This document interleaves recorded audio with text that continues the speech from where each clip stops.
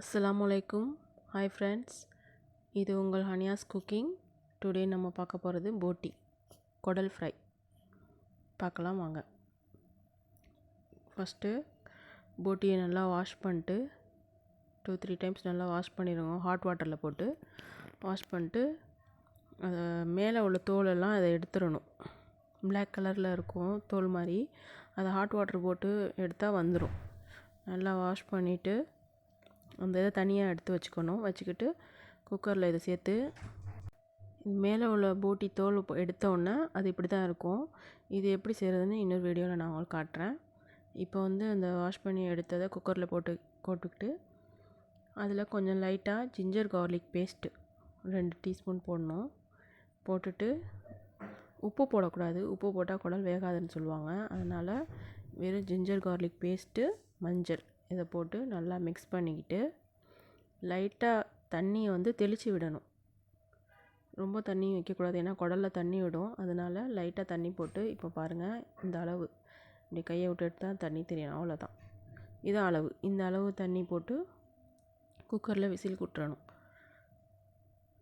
அப்புறம் இந்த தாளிக்கிற ப்ரொசீஜர், எண்ணெய் ஊற்றி ஒரு 3 டேபிள் ஸ்பூன் எண்ணெய் ஊற்றி காஞ்ச மிளகாய் ஒரு 3 இது எண்ணெயில் போட்டுட்டு வெங்காயம் நல்லா ஒரு 3 வெங்காயம் பெருசாக போட்டு நல்லா வதக்கணும். இது லைட்டாக உப்பு போட்டு இந்த ஆனியை நல்லா வதக்கிக்கணும். வதக்கிக்கிட்டு கொஞ்சம் வெயிட் பண்ணிட்டு நல்லா வெங்காயம் நல்லா முருவிடணும். முருவின பிறகு இதுலேயும் ஒரு 2 ஸ்பூன் ஜிஞ்சர் கார்லிக் பேஸ்ட்டு போடணும். ஏன்னா குடலுக்கு கொஞ்சம் நல்லா ஜிஞ்சர் கார்லிக் பேஸ்ட்டு போட்டால் தான் நல்லாயிருக்கும், அந்த ஸ்மெல் இல்லாமல் இருக்கும். அதுக்காக பாருங்கள், வெறும் ஆனியன், காஞ்ச மிளகா, ஜிஞ்சர் கார்லிக் பேஸ்ட்டு, அவ்வளோதான். கொஞ்சம் லைட்டாக சால்ட்டு போட்டுச்சு வெங்காயம் வதங்க, அவ்வளோதான். வெங்காயத்தை பாருங்கள் நல்லா கோல்டன் ப்ரௌன் கலராக நல்லா முருகி வந்துருச்சு.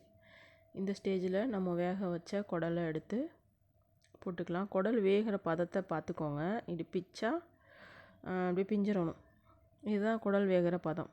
பாருங்கள், கையில் ஒரு விரலில் தான் பிச்சேன், பிஞ்சிருச்சு. இந்த அளவுக்கு நல்லா சாஃப்டாக வேக விட்டுக்கோங்க. ஒரு விசிலுக்கு விட்டு சிம்மிலே வைங்க, வெந்துடும் இதே போல்.